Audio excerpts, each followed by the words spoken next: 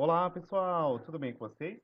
Aqui é o Wesley e essa é mais uma aula do curso de Introdução à Neurociência. Hoje a gente vai começar a destacar aqui brevemente a histologia do sistema nervoso. Em outras palavras, a gente vai observar qual que é o conjunto de células que fazem parte do sistema nervoso. É uma introdução bem introdutória, porque posteriormente a gente vai analisar em aulas subsequentes como que se dá o processo de integração sináptica, isto é, como que as células do sistema nervoso elas comunicam-se entre si. Então essa aula ela é bem introdutória, tá bom? Então a gente basicamente vai começar a discutir nessa aula em específico acerca dos neurônios e na aula subsequente a gente comenta sobre as células da glia, beleza? Então vamos lá. Quando a gente fala de sistema nervoso, a gente pode conceber ele como um sistema de percepção. Em outras palavras, toda e qualquer reação fisiológica ou qualquer interpretação das informações que um meio ao qual um determinado organismo está inserido consegue ser captado e interpretado pelo sistema nervoso. Então, frente a uma determinada situação, o sistema nervoso ele pode reconhecer algum padrão e elaborar uma resposta frente a determinada situação. O aspecto importante que eu preciso destacar para vocês é o seguinte: a gente tem dois sistemas muito importantes, que é o sistema nervoso e o sistema endócrino, que conjuntamente eles fazem uma integração e coordenação das funções fisiológicas aí de um determinado organismo. Mas a grande distinção é que o sistema nervoso ele difere-se do sistema endócrino em um aspecto bastante significativo. Ele elabora respostas muito rápidas. Então, diferentemente do sistema nervoso, que precisa lançar mão de um hormônio, que é uma substância sinalizadora, o sistema nervoso ele consegue simplesmente disparar um potencial de ação, que a gente vai ver que é uma sinapse, e, consequentemente, ele elabora uma resposta muito rápida.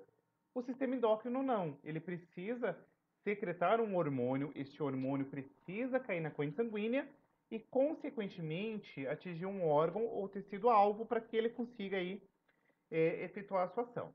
Mas o fato mais importante é que vocês precisam ter muito bem claro que tanto o sistema nervoso quanto o sistema endócrino são dois sistemas que trabalham conjuntamente, integrando e coordenando as mais diversas funções de um organismo, tá bom?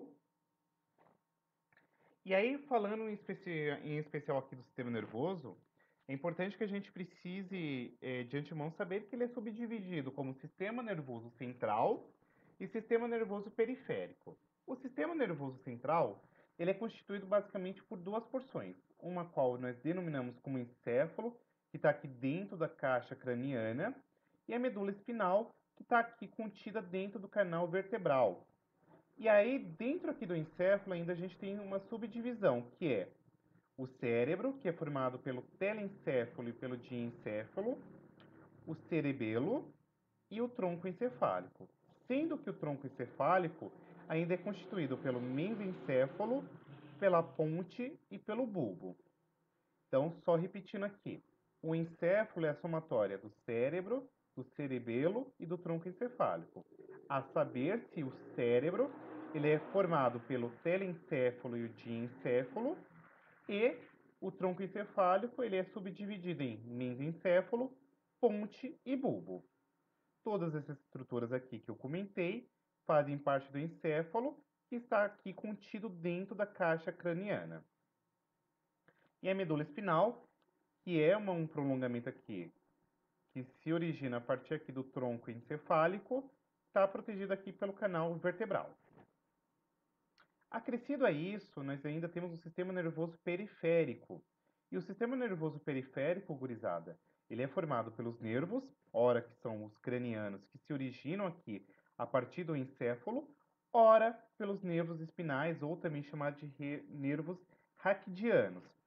O que vai distinguir um do outro é o seguinte: os nervos cranianos, eles são originados aqui a partir do encéfalo, tá? Então, se tem essa estrutura aqui que está dentro da caixa craniana, e aí você tem a originação de estruturas que vão sair dele, e você tem os nervos espinais que são derivados aqui da medula espinal propriamente dita. E não menos importante, nós temos aqui os gânglios, também, que são estruturas que fazem parte aqui do sistema nervoso periférico. Posteriormente, a gente vai ter uma aula específica de sistema nervoso periférico, e aí a gente vai destrinchar com mais cuidado o que é isso. Acrescido a isso, é importante que vocês se atentem que existe uma função muito bem definida tanto para o sistema nervoso central quanto para o sistema nervoso periférico. Vamos lá. O sistema nervoso central, que é constituído, como eu comentei anteriormente, pelo encéfalo e pela medula espinal, tem como função principal receber e transmitir informações. Em outras palavras, todas as informações que são percebidas através do sistema nervoso periférico são direcionadas ao sistema nervoso central, no qual vai fazer o processo de processamento e, consequentemente, fazer uma resposta frente a uma determinada informação que chegou. Não menos importante, o sistema nervoso periférico, ele também tem uma função muito importante porque ele analisa, organiza e coordena diversas funções fisiológicas, como, por exemplo, função motora, função das vísceras, função endócrina e até mesmo funções psíquicas. O fato é que vocês precisam se ater que existe uma íntima ligação entre sistema nervoso central e sistema nervoso periférico. Porque o sistema nervoso periférico ele consegue perceber informações e levar ao sistema nervoso central, que vai discriminar essas informações e vai enviar uma resposta que vai ser executada aqui pelo sistema nervoso periférico. E aí, nesse sentido, o sistema nervoso, pessoal, ele é constituído basicamente por dois tipos de arranjos celulares. Nós temos aqui as células nervosas, que são comumente conhecidas por vocês como neurônios, são as principais, e elas estão em uma taxa de 100 bilhões em algumas literaturas, mas literaturas mais recentes trazem que não é esse número, não é 100 bilhões, e sim 84 bilhões, tá? E, além dos neurônios, nós temos aqui as células da glia, que fazem parte da neuroglia, tá? São células aqui coadjuvantes e são 10 vezes mais numerosas do que os neurônios. Mas peraí, como assim? Você quer dizer então que o sistema nervoso central, por exemplo, ele é mais constituído por células da glia do que neurônios? Sim, pessoal. As células da glia, que são células de suporte, que a gente vai ver na próxima aula, são mais numerosas se comparadas aos neurônios, tá bom? E as principais células da glia que nós temos aqui são as células satélites, as células de... Perdão.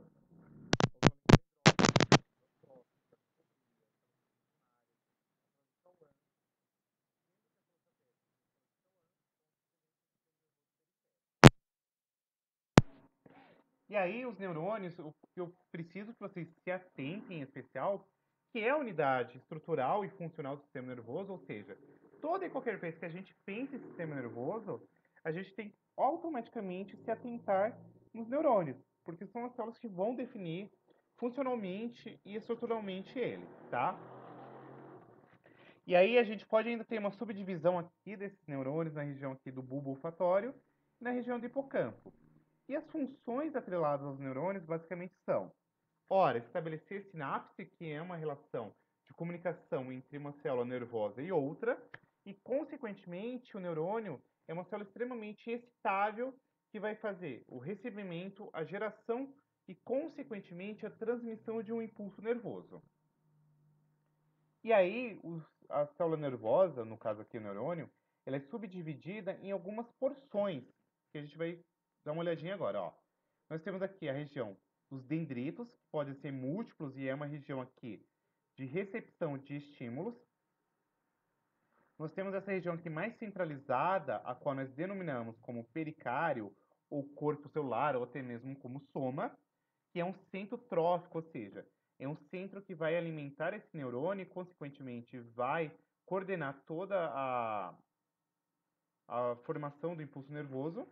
E nós temos aqui o axônio, que é um longo prolongamento que é formado aqui a partir de uma região que a gente chama de cone do corpo celular e tem a função aqui de fazer a condução e a transmissão do impulso nervoso.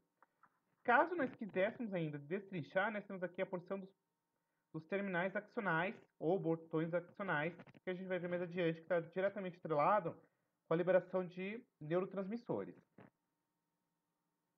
Então vamos dar uma olhadinha aqui em cada uma dessas partes especificamente. Os dendritos basicamente são essas regiões aqui que você tem esses prolongamentos, se afastam da região do pericárdio, tá? Podem ser extremamente ramificados e numerosos, então a função de você ter uma ramificação e, consequentemente, um aumento do número aqui desses dendritos é que você consegue conceber a recepção de mais estímulos que vão vir aí, basicamente, através de outros neurônios, em especial aqui da região dos axônios, tá? É uma antena aqui dos neurônios, porque é basicamente o que vai receber os estímulos, beleza? E, consequentemente, como ele recebe os estímulos, a gente pode conceber a ideia dele como região de receptores, tá? Então, tem uma gama de vários receptores aqui que fazem aí a receptação desses estímulos, tá? O citoplasma e a composição é quase que semelhante à região aqui do pericárdio ou do corpo celular, com a distinção que você não tem complexo golgiense aqui na região dos axônios, tá? Dos axônios não, perdão, gente, dos dendritos. Perdão pela gafe. Além disso, um outro detalhe interessante a ser destacado é que a gente tem aqui as espinhas dendríticas, que são basicamente uma porção na qual você tem a, como se fala, pequenas dilatações que, consequentemente, acabam expondo receptores e, consequentemente, conseguem estimular, ter aí a recepção de estímulos. Agora, nós temos a região aqui do corpo celular, do soma ou do pericárdio, tudo a mesma coisa, tá? Que é composto, basicamente, por um núcleo, que ele tem um formato aqui esférico, na sua maioria das vezes, mas pode ser tanto periforme quanto anguloso. Na hora que a gente vai fazer aqui a coloração, por exemplo, fazer um método de imunohistoquímico, ele é pouco colorado, porque tem aqui cromossomos distendidos, então tem uma alta atividade sintética. E ele tem aqui um grande nucleolo aqui, grande e central, tá? Tem citoplasma. E um detalhe interessante é que esse citoplasma ele é extremamente rico em retículo endoplasmático rugoso, ou granuloso, se preferirem, tá? Mas polirribossomos livres aqui, tá? Um detalhe interessante é que a gente tem aqui algumas manchas basófilas, que a gente chama de copúsculo de Nisil, que é basicamente interessante porque a gente consegue diferenciar basicamente o neurônio da neuroglia. E, consequentemente, um outro detalhe interessante é que a gente consegue ainda estudar a citoarquitetura aí do neurônio, tá? Você tem aqui os retículos endoplasmáticos rugoso, os maiores e mais funcionais aí, como por exemplo os neurônios motores. Então, quando você pensa em um neurônio motor, por exemplo, ele vai ter uma alta quantidade de retículo endoplasmático rugoso. Além disso, vai ter aqui o complexo de Golgi, que é aqui na região do pericárdio, então você tem várias cisternas aqui no entorno do núcleo, tá? Tem mitocôndrias que são moderadas aí na região também, mas são abundantes das terminações. Você tem aqui pigmentos que, no caso, é a melanina e a lipofucsina. E, além disso, você tem a presença de citoesqueleto. Então, você tem aqui os microtúbulos, os microfilamentos e os neurofilamentos aqui intermediários, que são, inclusive, alvo de estudo quando a gente está pensando na doença de Alzheimer. Na doença de Alzheimer, você tem uma degeneração aí dos neurofilamentos e pode ocasionar aí toda uma alteração na citoarquitetura neuronal que pode estar atrelada aí com a doença de Alzheimer. Então, basicamente, se a gente quisesse conceituar a função do corpo celular, é basicamente fazer uma recepção e, consequentemente, uma integração dos estímulos que são aí captados pelos dendritos. Então, você tem aqui, como eu falei, ó, a região do corpo celular, tá? E aí você vai ter polirribossomos, complexo Golgiense adjacente aqui ao núcleo, você tem a presença de retículo endoplasmático rugoso. E a gente tem agora uma outra porção do neurônio, que é justamente esse prolongamento aqui, que a gente denomina como axônio. É um prolongamento único, beleza? Tem um diâmetro aqui que é constante e apresenta aqui ramificações nas suas terminações, tá? E o comprimento ele pode variar aí de milímetros até mesmo a metros, tá? Então a gente tem axônios com mais de 1 metro de comprimento, tá? Então você tem agora uma divisão aqui interessante para ser destacada. Você tem aqui essa porção que a gente chama de cone de implementação ou prominência axonal, que é o ponto de origem, beleza? Você tem aqui o axônio propriamente dito, e você tem agora essa porçãozinha que a gente chama de terminal axonal ou botões terminais, tá? E a função do axônio, pessoal, basicamente é fazer o quê? A condução de estímulos às mais diversas regiões aqui de um corpo, beleza? A gente vai perceber mais adiante que o axônio ele é recoberto aqui por uma bainha que a gente chama de bainha de mielina, que é lipídio, e a gente vai ver que tem uma função muito importante na condução do impulso nervoso. Então, ó, olha que coisa linda. Ai, meu Deus do céu, eu acho lindo, não sei vocês. Mas o axônio é esse prolongamento aqui muito longo, e a gente vai ver que tem proteínas aqui que estão atreladas com transporte de substâncias axonais, tem movimento anterógrado, retrógrado, isso aqui é mó legal, tá? Então os axônios, eles têm aqui os colaterais axonais, que são ramificações presentes nos axônios, e nós temos ainda os colaterais recorrentes, que fazem a comunicação com a mesma célula. O citoplasma, que no caso aqui do axônio a gente chama de axoplasma, é pobre em organelas, então tem poucas mitocôndrias, tem algumas cisternas aí de retículo endoplasmático liso, tem muitos microfilamentos e microtúbulos, que a gente vai ver que está atrelado aqui com o transporte de substâncias. No entanto, não tem retículo endoplasmático rugoso e nem polirribossomos. Então, ele tem uma dependência muito grande da região do corpo celular, tá? Tem, como eu falei anteriormente, a bainha de mielina que vai revestir aqui o axônio. E a função da bainha de mielina, pessoal, essencialmente é fazer a condução do impulso nervoso, que vai ter um caráter saltatório, a gente vai comentar com isso aqui mais adiante. E eu quero destacar que no sistema nervoso central a gente chama de oligodendrócitos, e no sistema nervoso periférico nós chamamos de células de Schwann, tá? Então tem aqui, ó, uma outra esquematização do axônio, e você vai ver que tem essa bainha de mielina, que é basicamente de origem lipídica, que vai ser importante aqui para a condução do impulso nervoso. E aí, como que eu falei para vocês anteriormente, você tem uma presença muito grande de várias proteínas aí, como microtúbulos, e até mesmo algumas proteínas como as cinesinas e adeneínas, que são proteínas que vão fazer o transporte solar. Então você tem aqui basicamente dois tipos de transporte. Um que a gente chama de anterógrado, que é aquele que sai do corpo celular para o axônio, e é essencialmente aquele que vai suprir as necessidades aí do neurônio, e a proteína atrelada com o transporte é a cinesina. Em contrapartida, eu tenho um outro mecanismo de transporte que a gente chama de mecanismo retógrado ou fluxo retógrado, que é aquele que sai do axônio para o corpo celular. A função dele, essencialmente, é sinalizar as necessidades e a proteína que está diretamente atrelada com esse processo aqui, axoplasmático retógrado, é justamente a dineína, tá? Um outro detalhe interessante, que dá para a gente fazer traçadores neuronais, como, por exemplo, usar o vírus da raiva, que faz aqui uma migração para o corpo celular e aí causa encefalite muito grave. Mas tem várias formas a gente observar como que se dá esse transporte axoplasmático, tá? Dá para utilizar aí alguns vírus para utilizar, para ver como que se dá esse transporte. Então, ó, olha que coisa linda. A estrutura de um neurônio, você tem essa região de recepção, que é a região aqui dos dendritos. Você tem aqui a região do corpo celular que vai fazer a recepção e integração. Você tem o cone de implementação, o axônio, que é um longo prolongamento único. Você tem aqui a bainha de mielina, tem o nódulo de Javier, que são regiões não mielinizadas aqui no axônio. E é importante que a gente entenda que tem dois tipos de mecanismos de transporte. O transporte axoplasmático anterógrado, que é aquele que sai aqui do corpo celular para a região do axônio. Ele é mediado aí pela cinesina.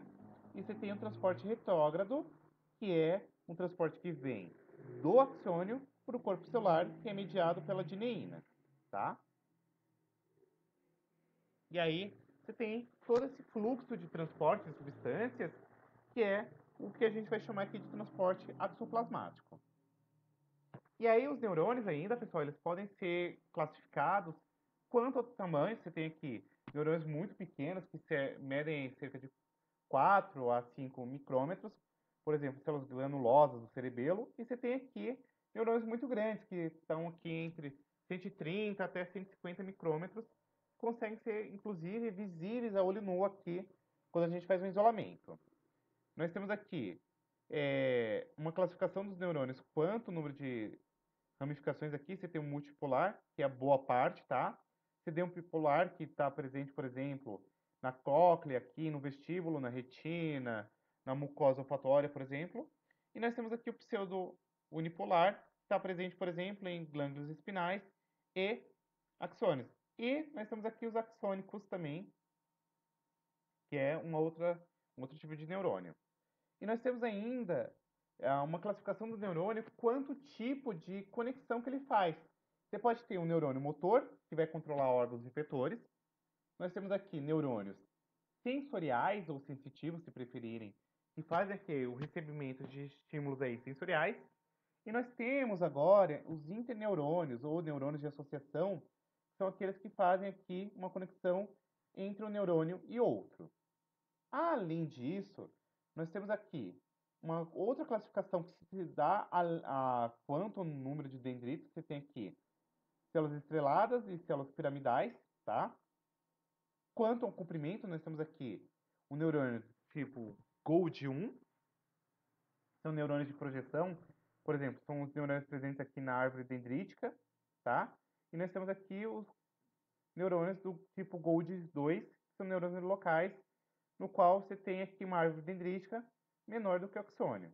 E aí tem ainda uma classificação de neurônio quanto ao tipo de neurotransmissor, colinérgicos, adrenérgicos e por aí vai. Mas a gente vai comentar com mais calma em aulas posteriores, tá? Não precisa ficar louco da vida, não. E aí, ó, vamos dar uma olhadinha aqui agora como que é o impulso nervoso e a sinapse. Então, você tem aqui o recebimento de um estímulo através dos dendritos, então é um sinal de entrada, tá? E aí eles são convertidos agora em uma alteração no potencial de membrana. Posteriormente, a gente vai ver que a sinapse, ela envolve eventos elétricos e eventos químicos. Como assim, professor? A sinapse, ela envolve alterações no potencial de membrana, então alteração de concentração de íons e, consequentemente, a liberação de um neurotransmissor posteriormente que transforma esse estímulo elétrico em um estímulo químico, tá? Então, essencialmente, a sinapse é o quê? É a comunicação de um neurônio com outro neurônio. Então, você tem um neurônio pré-sináptico, tem aqui a porção do terminal axonal, no qual vai liberar aqui neurotransmissores. Então, você tem uma região quase que contígua, que é uma coisa contígua, é uma coisa muito próxima, mas ela não está junta, tá? Então, você tem um pequeno espaço que a gente chama de fenda sináptica. E aí, através desse espaço, você tem a comunicação de um neurônio com outro. E aí você tem a propagação do impulso nervoso. E aí, a base da comunicação neuronal é essencialmente o impulso nervoso e, consequentemente, a formação de sinapses, tá? Então, vamos dar uma olhadinha aqui mais adiante no que é isso. A sinapse, ela pode ser de dois tipos essencialmente. Você tem a sinapse elétrica, que é basicamente você fazer aqui a formação de uma corrente iônica. Então, basicamente, você vai ter uma alteração na membrana plasmática aqui do neurônio, e aí vai ter entrada e saída de íons, que vai alterar aí a permeabilidade e, consequentemente, a concentração dos íons. E você tem aqui a sinapse química, que é basicamente uma situação na qual você vai ter a liberação de algum mediador químico, que no caso aqui é um neurotransmissor, que vai fazer o quê? A transmissão e, consequentemente, a processação aí de uma informação de forma lenta. O que distingue uma sinapse química de uma sinapse elétrica é a velocidade. Sinapse elétrica é extremamente rápida, sinapse química ela é mais lenta comparada à elétrica. tá? E aí, basicamente, o que eu quero que vocês se atentem é que quando a gente pensa em sinapse química, ela é extremamente rápida, tá? Então envolve aqui canais iônicos e a sinapse química, ela envolve aqui a presença de receptores que conseguem aqui fazer a receptação dos neurotransmissores. E aí, vamos lá. Como que se dá esse processo? A sinapse elétrica, ela basicamente está atrelada aqui com canais iônicos e a gente tem a presença aqui das conexinas, são justamente esses canais que são formados aqui em poros na membrana plasmática de um neurônio.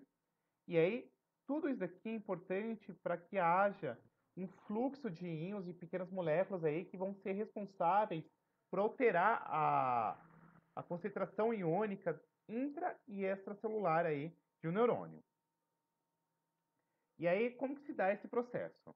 Você vai ver que na membrana plasmática de um neurônio, você vai ter a formação aqui de pequenos poros, que são os canais iônicos, e aí, consequentemente, tudo isso aqui acaba alterando a permeabilidade da membrana.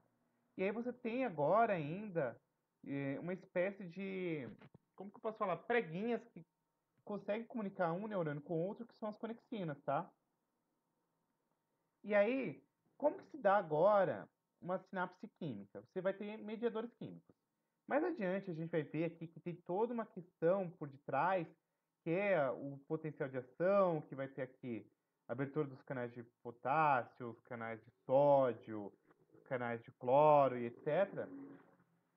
Mas o fato é que para que a gente consiga ter como se fala, a condução de uma informação de um neurônio para o outro, eu preciso fazer a formação aqui de vesículas de secreção, que vai ter aqui os neurotransmissores, que se ligam ao receptor de uma outra célula para fazer aqui uma transdução de sinal.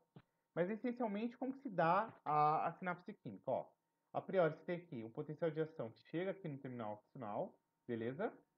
E agora você vai ter aqui os canais de sódio que são controlados por voltagem, eles se abrem, o cálcio entra aqui dentro da célula.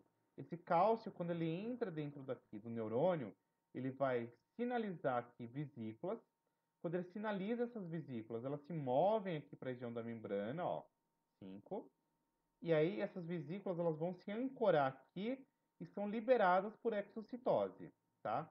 O neurotransmissor ele se difunde aqui através dessa região que a gente chama de fenda sináptica e se liga agora a um receptor.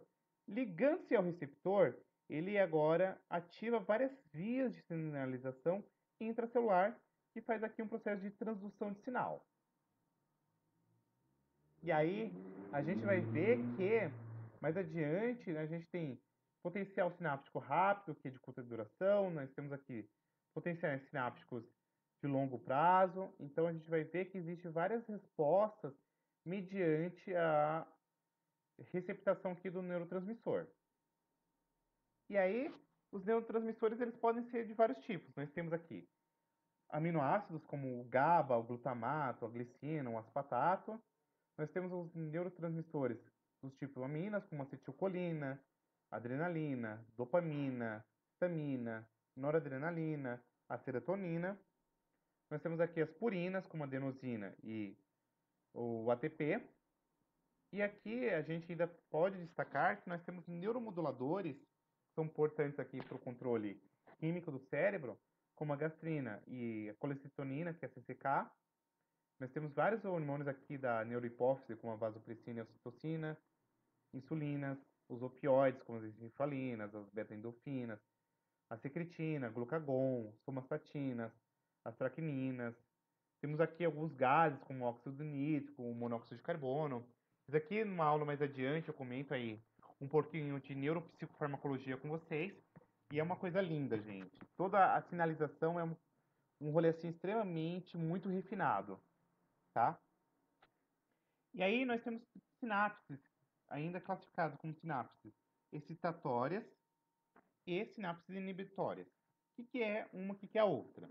Uma sinapse excitatória é aquela que vai estimular canais de sódio, tá? Então, os canais de sódio, eles promove uma despolarização aqui na membrana pós-sináptica, e aí a gente vai ter uma coisa que a gente chama de potencial excitatório pós-sináptico. O que seria isso aqui? O potencial excitatório pós-sináptico, simplificadamente, é uma situação na qual a gente tem uma propensão a disparar sinais aqui de potencial de ação. Então tem um caráter aqui despolarizante e, consequentemente, torna o interior da célula mais positivo, tá? E nós temos aqui o PIPs, que são os potenciais inibitórios pós-sinápticos, que fazem com que haja aqui uma menor propensão a ter um disparo do potencial de membrana. Então, você mantém isso aqui polarizado, tá? E, consequentemente, isso está diretamente atrelado aqui com os canais de cloro. Então, agora, qual que é a grande sacada? Enquanto um despolariza, o outro hiperpolariza aqui a membrana pós-sináptica. E aí, vamos lá. A excitatória está diretamente atrelada com uma situação na qual você tem a abertura aqui dos canais de sódio e, consequentemente, a abertura desses sinais aqui faz com que haja uma despolarização da membrana plasmática e, consequentemente, tem aí a estimulação para um potencial de ação. Em contrapartida, uma sinapse inibitória, o que ela vai fazer? Abre aqui os canais de cloro e, consequentemente, isso vai hiperpolarizar a membrana pós-sináptica e, consequentemente, você inibe a formação do potencial de ação e, consequentemente, toda aquela cascata aí que a gente vai comentar mais adiante, mas que eu comentei anteriormente aqui, bem brevemente. Beleza? E aí a gente vai ver que existe agora uma situação na qual a gente pode pensar em várias situações como integração desses sinais aí. Então, você tem a integração de vários potenciais pós-sinápticos, e a gente vai ver que existe aí, mais adiante, potenciais pós-sinápticos em locais diferentes, mas que acontecem ao mesmo tempo, que são uma situação de somatória espacial. A gente tem potenciais pós-sinápticos que acontecem no mesmo lugar, mas em momentos diferentes, que são somatórios temporais, e etc. Então, a gente vai ver que, para que aconteça uma sinapse, envolve aqui você ter uma somatória entre fatores inibitórios e excitatórios. E aí, a depender do balanço entre um e outro, você pode ter a sinapse ou não. Beleza? E aí, ainda por descargo de consciência, nós temos aqui alguns tipos de sinapses. Nós temos aqui a sinapse axônio-somática, ou também chamada de axodendrítica, que é uma situação na qual você tem aqui o axônio se comunicando com o corpo celular, tá? Nós temos aqui a sinapse axodendrítica, que é o axônio com o dendrito, a sinapse axônica, que é um axônio com outro axônio, e nós temos aqui a sinapse dendrodendrítica, que é quando você tem agora um dendrito comunicando-se com outro dendrito. Então percebam que existe uma diversidade de vários tipos de sinapses e potenciais de ação. E era isso, gente. Essencialmente, eu utilizei duas literaturas aqui para fazer essa aula. O Beer, que eu acho que está bem simplificado, e o Sarah Tom, que é o Fisiologia Humana, a edição, eu acho que salvo não me falha a memória, é de 2017. É um livro maravilhoso, tá? Mas o Linda Constanza é interessante para vocês estudarem. E o Guyton, beleza? Era isso. Muito obrigado, um beijão e até a próxima aula. Fui!